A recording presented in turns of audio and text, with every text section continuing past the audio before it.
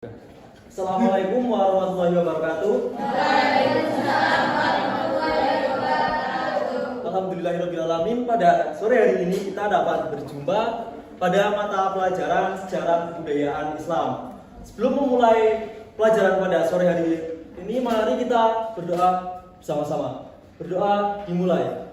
Bismillahirrahmanirrahim. Amin. Gimana kabarnya anak-anak?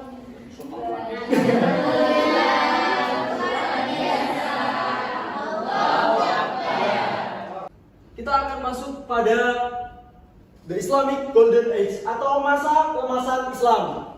Secara garis besar, masa keemasan Islam dibagi menjadi tiga. Yang pertama ada dinasti Umayyad, kemudian dinasti Abbas, dan yang terakhir ada dinasti Ottoman. Yang paling terkenal nih dinasti Ottoman. Ada yang tahu di mana Mas Edi? Turki. Ya, Turki Ottoman. Turki Utsmani. Dimulai dari sejarah berdirinya Daulah Abbasiyah. Daulah Abbasiyah dimulai pada tahun 750 Masehi sampai dengan 1258. Jadi masa kekuasaannya ini sekitar 500 tahunan. Dinasti Abbasiyah didirikan oleh Abu Abbas Al-Sofah setelah berhasil merebut kekuasaan dinasti Umayyah dalam pertempuran Zab pada tahun 750 Masehi. Setelah merebut kekuasaan, dinasti Abbasiyah memindahkan pusat pemerintahan dari Damaskus ke Baghdad. Jadi pemerintahan dinasti Abbasiyah ini beribukotakan di Baghdad, yang dianggap sebagai lokasi yang lebih strategis dari bawah kekuasaan dinasti Abbasiyah. Ilmu pengetahuan, teknologi, seni, dan budaya berkembang pesat. Baghdad menjadi pusat kegiatan intelektual dan perkembangan ilmu pengetahuan, di mana para ilmuwan muslim menghasilkan karya-karya yang menginspirasi generasi-generasi selanjutnya. Ini dia tiga khalifah yang paling berpengaruh terhadap perkembangan Daulah Abbasiyah. Ada Al-Ma'mun, Harun Al-Rasyid, dan Al-Mansur. Pak Makmun.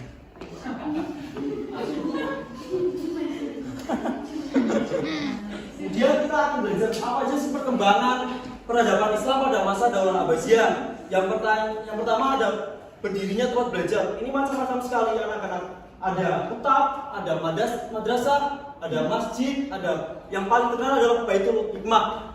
Kalau kita lihat Baitul Hikmah itu merupakan sebuah perpustakaan, dan bahkan kalau dibandingkan dengan universitas-universitas sekarang yang paling terkenal seperti Oxford, Stanford, MIT dan sebagainya, itu sangat kalah jauh sekali dari Baitul Hikmah. Di Baitul Hikmah ini ada sekitar lebih dari 500 buku dari berbagai macam buku, mulai dari ilmu pengetahuan, sains, teknologi, dan bahkan ada kitab seperti Injil dari berbagai sudut agama yang berbeda. Kemudian kegiatan menerjemahkan buku dari bahasa asing ke dalam bahasa Arab. Dikisahkan bahwa dalam sejarah itu ditulis para penerjemah ini yang menerjemahkan buku ini diberi upah seharga dari berat buku yang dihasilkannya ini. Upahnya itu apa? Upahnya adalah emas. Kemudian munculnya pusat-pusat kegiatan ilmu pengetahuan. Ada yang kemudian kemajuan di bidang ilmu pengetahuan dan teknologi, kemajuan di bidang sosial dan budaya, kemajuan di bidang politik dan militer. Ada yang tahu ini siapa? Ini adalah Al-Khwarizmi. Pencipta matematika. Dia seorang matematikawan, astronom, dan ahli geografi terkemuka. Bukan pencipta matematika, lebih tepatnya dia mengembangkan teori mengenai aljabar. Aljabar mukaddalah atau yang dalam bahasa Inggris algebra. Ada yang tahu siapa ini? Ibnu Sina, benar sekali. Dia seorang ilmuwan dan filosof terkenal, dikenal karena karyanya di bidang kedokteran, matematika, fisika, dan metafisika. Untuk karya dari Ibnu Sina yang paling terkenal ini adalah kitab Al-Qanun atau The Canon of Medicine, yang menjadi rujukan peradaban kedokteran modern hingga awal abad ke-19 di peradaban barat. Ada yang tahu ini siapa? Al-Ghazali. Al-Ghazali. Al-Ghazali anaknya Ahmad. Dia merupakan seorang ahli teologi, filosof Islam terkemuka yang menulis karya-karya tentang agama dan moral. Jadi dalam peradaban Islam di masa Daulah Abbasiyah itu mereka itu bukan hanya menerima saja, tapi mereka itu saling mempertentangkan antar ilmu. Bahkan yang paling terkenal itu Al-Ghazali ini mengkritik cara berpikirnya dari Ibnu Sina yang memiliki gaya Aristotelian. Dia menerbitkan sebuah buku untuk mengkritik cara berpikir filosofisnya dari Ibnu Sina yang berjudul Tahafutil Falasifah, yang nantinya kemudian dikritik lagi oleh Ibnu Rus dengan judul Tahafutil Tahafut atau kritik di atas kritik. Ada yang tahu ini siapa? Al-Haytham. Al-Haytham, atau yang dalam peradaban barat dikenal dengan Al-Ghazali. Dia adalah penemu dari ilmu optik karena karyanya tentang pengamatan cahaya dan sinar. Jadi fun fact, Al-Haytham ini menemukan teori mengenai ilmu optik saat dia di penjara, karena pada saat itu dia tidak mampu menyanggupi perintah dari kekhalifahan untuk membangun bendungan.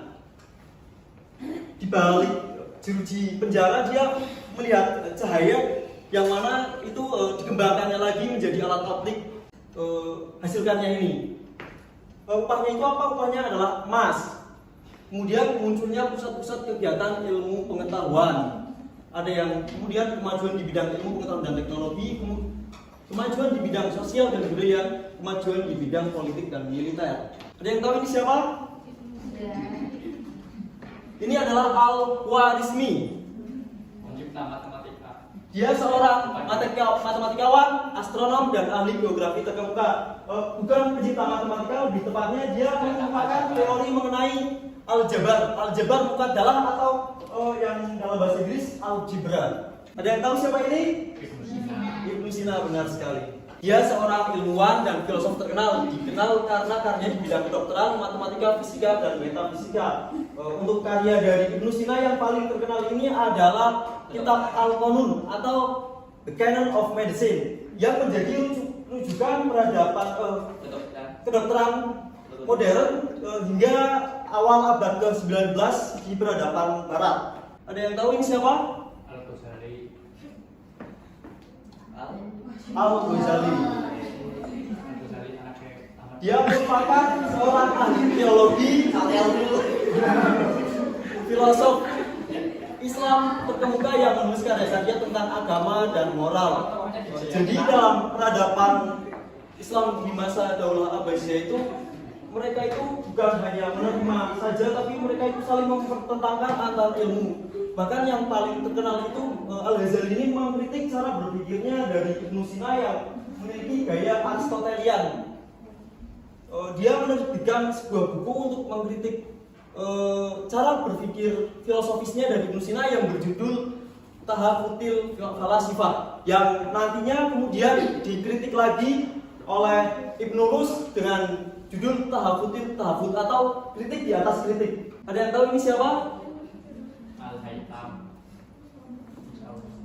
Al-Haytham, atau yang dalam peradaban barat dikenal dengan Al-Ghazali.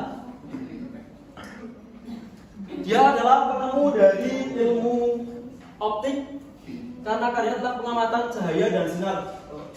Jadi fun fact, Al-Haytham ini menemukan teori mengenai ilmu optik saat dia di penjara, karena pada saat itu dia tidak mampu menyanggupi perintah dari kekhalifahan untuk membangun bendungan.